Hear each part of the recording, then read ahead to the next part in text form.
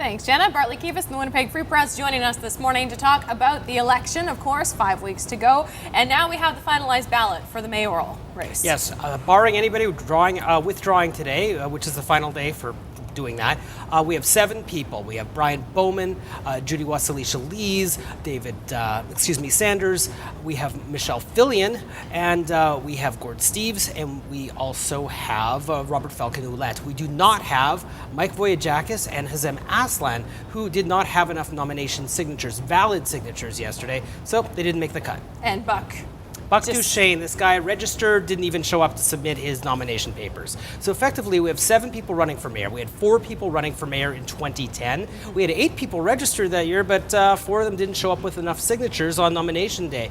Basically, you need 250 signatures. Those people, those names and addresses have to match up with people on the voters list. So candidates will show up with 400, 500, 600 names. And quite frankly, some of them just didn't make the cut yesterday. It's always the same kind of frantic scene at the city clerk's office on the nomination deadline. So do you think this is going to change anything, really? Or we still kind of have our front runners? No, it changes almost nothing because Mr. Voyagakis was polling down in the statistical 0 category, as was Mr.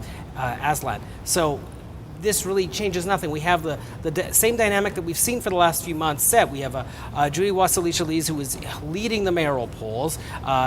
Gord Steeves and Brian Bowman believed to be in neck and neck in second place with about a fifth of the vote each in the polling support. And then down in the single digits, Mr. Ouellette and Ms. Havixbeck. So we don't have any real change. The question remaining for the next 5 weeks is whether or not Ouellette can sort of chip away at Wasilica-Lees' support, and whether Bowman or Steeves can separate themselves from the pack.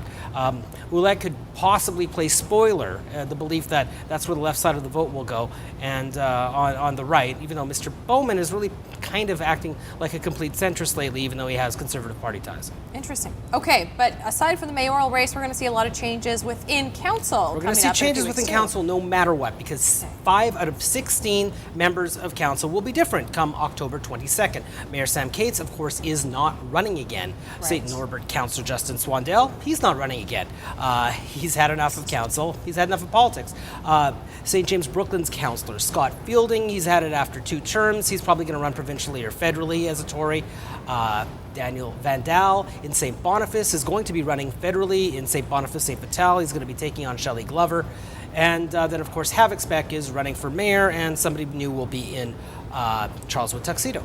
Okay, let's talk a little bit about the flip-flop with Wyatt in Transcona there. Yeah, now on Friday, Councillor Russ Wyatt confirms what we'd already reported, in that he was considering the Liberal nomination, but he said, hey, I'm not going to be running for council. I'm going to be declaring this in time for other people to register in Transcona, and I'm going to be pursuing that Liberal nomination in Elmwood, Transcona, which would have pitted him against Conservative Lawrence Towett, who he supported, rather endorsed, in the 2011 federal election. Would have been fascinating. Those guys have been friends since they both fought against the Ollie West hog plant in 2006.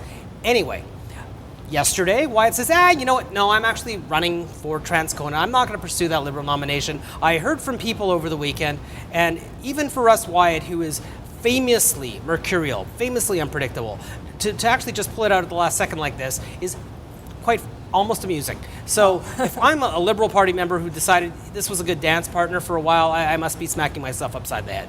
Okay, so interesting changes coming, and we'll have to wait and see. 5 more weeks, and 5 weeks. Same advice to all the voters. Make sure you're reading everything. Read everything, listen to everything, watch everything, and make up your own mind. There we go. Looking forward to having you back in a little bit, Bartley, as we continue our election coverage here on BT and your entertainment headlines right after this. Stick with us.